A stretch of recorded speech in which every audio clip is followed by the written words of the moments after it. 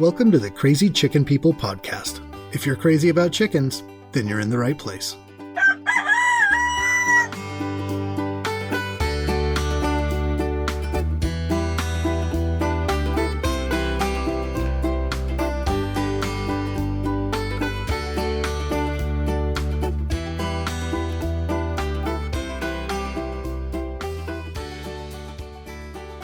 Hey everybody, welcome back for another episode of the Crazy Chicken People podcast. I'm your host, Thomas Xenos. My dog Rosie is also in the studio today. I'm not expecting any input from her and really just hoping she'll stay totally quiet. We'll see. If you hear a dog in the background, well, that's why. Now, you might have guessed from the title of the episode, today's topic is molting and how to better care for our chickens while they are going through that. But before getting into it, I actually wanted to solicit you all for some help. I've got an issue with one of my hens that I've never dealt with before, and I'm kind of struggling to find a fix. My 14-week-old Americana, her name is Goldilocks, doesn't seem to be doing well living in the coop. Now, I raised her since she was just a couple days old, and from then until, well, just a few days ago, she's lived with the same other 7 birds her entire life, 6 other hens, and a rooster. And they'd always gotten along fine. But about a week ago, I started to notice that she was really isolating herself in the coop. Just about every time I would go in there, she was up on the highest perch in the run that she could get to. She would not come down when I was giving treats, and I rarely saw her coming down for anything else. So I was keeping an eye on her, and I thought, well, I better check and see what she's doing at night. Hopefully she's still going into the coop, for bedtime.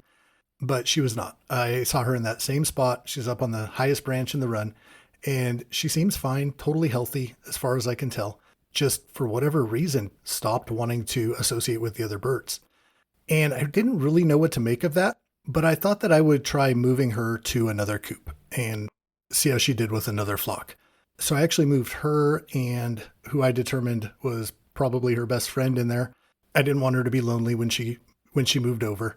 Didn't want her to be on her own. And even though I was moving her over with a friend, I did anticipate that, there could be a few days or, maybe a couple weeks of kind of getting accustomed to her new home and her new flock. And that certainly was the case. But beyond that, she actually found a weakness that I didn't realize was there in the run. She was able to get up to the highest point inside of the run and then jump up and through the wire fencing that I have over the top of it. And in most spots, the fencing's actually overlapped. It's like pasture fencing. And I've got them overlapped. So the holes are, pretty small and it's strong wire. So meant to keep, raccoons and predators out, which it has, but it didn't keep her in. So as soon as she had a chance, she jumped up out of there. And it's like, okay, so she doesn't like living in here either. I rounded her up, put her back in there. And I know fixing that hole would have kept her in, but I actually wanted to leave that option for her to get back out if she really felt she needed to, which she did almost immediately. So since then, she's mostly been living up on top of the chicken run, which is not a great place. I realize that. Fortunately, it is under a tree, so lots of shade. I've been giving her food and water up there, but it just doesn't seem right. Like there's something going on there. I don't want to just force her back into the coop, at least right away, not without having some sort of a plan. But I'm also hesitant to add her to our free-ranging flock. I've got 5 chickens that do free range. They roost and, mostly live within the barn, kind of at their discretion. Sometimes they sleep on the back of a donkey. Sometimes they sleep on the water trough. But, it's a safe place for them. They know it's their home and they do okay. I say that even though just last week, we actually lost one of them. I believe to a hawk. He was a silky rooster. Not really ready to get into that yet, but it did give me some hesitation. And it has me rethinking my whole free-ranging flock situation altogether. Anyhow, if any of you have dealt with something like that with a hen or have some helpful advice, I would definitely appreciate it. I've asked around on some of the chicken groups and gotten a few suggestions. Some things I've kind of started to try, but it's not really addressing the problem, I don't think. So I don't know. I'm going to keep working through it. But if any of you have dealt with this and been successful in finding a way to keep your chicken happy within the coop, I would love to hear about it. If you want to shoot me an email or, through Instagram or Facebook, that'd be great. I want to get her back in there and keep her safe, but I also don't want to cause her any added stress by putting her in there. So moving on to today's show topic, and that is chickens molting and what we can do to kind of help them through that. And, I also want to say, because I was reminded of this on Facebook, I was informed that a lot of these suggestions that I give or tips that I talk about, because I'm pretty active on a lot of the chicken groups, a guy felt it necessary to let me know that, chickens will do just fine in the heat. All they need is shade and water. All this other nonsense I'm talking about is just ridiculous. And he's right. Chickens will survive with shade and water. But I guess what he doesn't really understand or get is that some of us are interested in doing more than just the minimum. I mean, I know that a chicken can survive with just these minimal things, but I'm trying to give my chickens the best, happiest life that I can. So I don't imagine you all would be listening to a chicken podcast if you didn't feel the same, but yeah, I just felt like I should acknowledge I'm fully cognizant that many of the things I talk about are going maybe way overboard, at least slightly overboard. But I think my chickens appreciate it and probably like me more for it. That said, I've got some tips on how you can excessively take care of your chicken during molting. Now, if you're new to chickens, you might not have heard of molting, maybe wondering what I'm talking about. So molting is the yearly cycle when mature chickens shed all of their feathers, or the majority of their feathers, and grow in new ones. And typically that happens right around the end of summer or early fall. And that can depend on where you live, the species of bird you have, their overall health, but usually right in that time frame. So usually once they hit about 18 months, that's when they'll start to regularly drop those feathers during that time of year. And there's actually a couple other times during a chicken's life that they'll molt outside of that usual yearly shedding. The first happens really early on, and you've seen this. When a chick hits about 7 or 8 days old, they start to drop that cute little chick fluff, and their juvenile feathers will start to come in. And that typically lasts about 4 weeks or so, and we call it their funky phase. You'll start to notice that they look a little ragged. They've got some fuzz here and some feathers there, and they look like kind of a mess. But then they do, start to fill out. And then again, somewhere between 8 weeks and 12 weeks, those young pullets and cockerels will again drop their feathers and regrow them. And this is typically when you'll see the more distinguishing ornamental feathers become apparent, especially in the roosters. We've actually got a lot of birds in this age range right now. I'd say the majority of my birds are probably in that 14 to 16 week range. So over the last few weeks, there has been feathers everywhere. I mean, it looks like we got bombed by pillows out there. And I can't even keep up with cleaning them. I've resorted to using the blower and just kind of blowing them away and letting them dissipate out into the fields.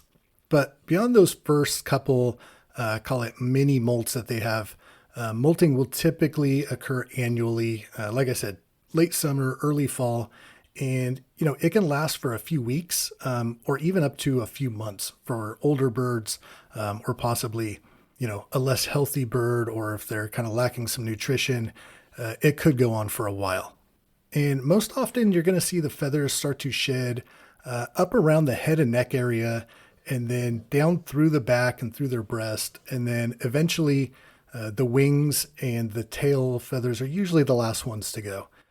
And you're going to notice that during this period, egg production will typically decrease or fall off altogether. And this is because all the energy and nutrients that they're putting into producing those eggs is now being redirected towards feather growth. And this can leave your chickens looking pretty bad. They could look pretty beat up and in some sad shape sometimes. In fact, I remember the first year we had chickens, and I had no idea that they would be losing all their feathers. So it had me pretty worried. I would go out there and I'm like, oh my gosh, my girls look horrible. We must have a bully, or I'm not giving them the right nutrition. And I didn't know what was going on. But, thankfully it was pretty easy to look up and be like, oh yeah, it is that time of year. Okay, they're molting. But it definitely had me concerned because feather loss is something that can happen outside of their usual molt, but it's usually not good. So if you do see your chickens, especially your more mature birds, talking like a year or older, if you see them losing feathers well outside of that usual molting season, you want to take a look at what's going on there because there could be something wrong. And it could be, a lack of food and water or excessive stress that might be brought on by other chickens in their flock, an overly aggressive rooster, or other animals that are kind of antagonizing them. One of the other chickens possibly attacking and pulling their feathers out. Nutrient deficiencies are definitely going to cause some problems in their feathers. Sometimes a chicken will start eating feathers if they're not getting enough protein or are lacking some of the amino acids or sodium that they need. So if you see that happening regularly, you may want to take a second look at their diet and evaluate if you need to make a change or not. During normal molting, there are some things that we can do to help them through the process. It starts by understanding that this can actually be a very uncomfortable time for your chickens. Like it can physically be painful for them. They've now got the skin exposed and those new feathers are starting to push through. So you may want to maybe not handle them as much, avoid picking them up a lot if they seem like they don't want to be. Try to keep their stress levels down. So wouldn't be a good time to like switch coops or introduce new birds to the flock, like I just did with Goldilocks, although that was a dire situation. And if you're into some of the more like natural care ideas, you might try putting some lavender in their coop or around their nesting boxes. It's believed that lavender aromatherapy can help calm and relax and reduce anxiety in people as well as chickens. And if it's still real hot out when they do start to molt, if they start in late summer and we have some of that late hot weather, just continue to help them stay cool. Just trying to reduce the amount of stress on them. Their bodies are working extra hard during that time. So you just want to help keep them as comfortable as possible. And then you can start thinking about supporting them better nutritionally as well. The feathers that they're growing, they're made up of about 80% protein.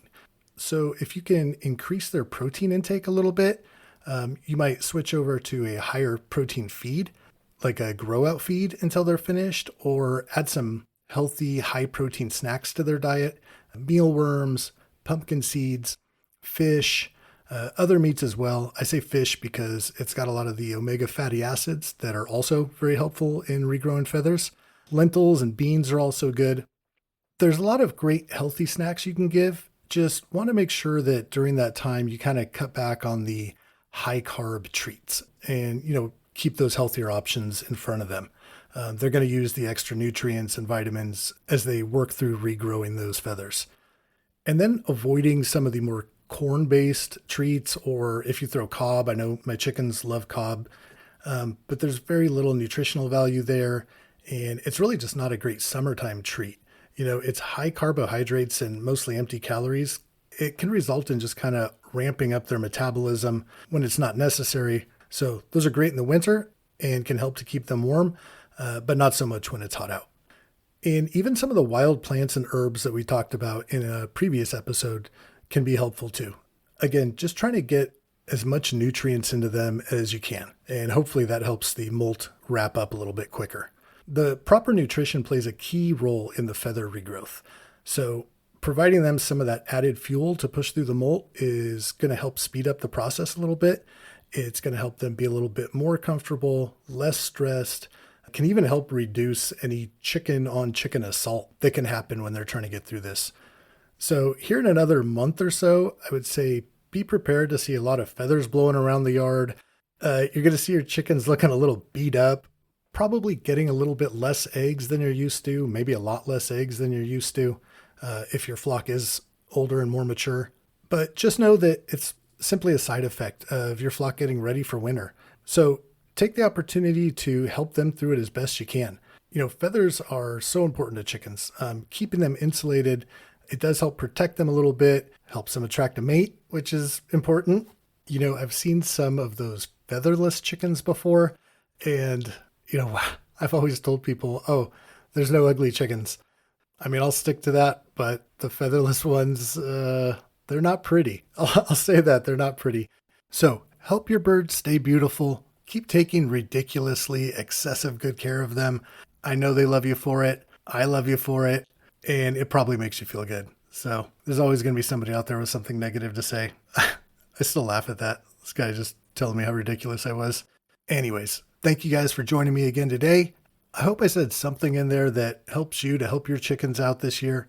If you're enjoying listening to this show, it'd be awesome if you subscribe also. It really helps the show get found when people are looking for information about chickens. You guys have a great week. Tell all your chickens hi for me, and I'll talk to you next time.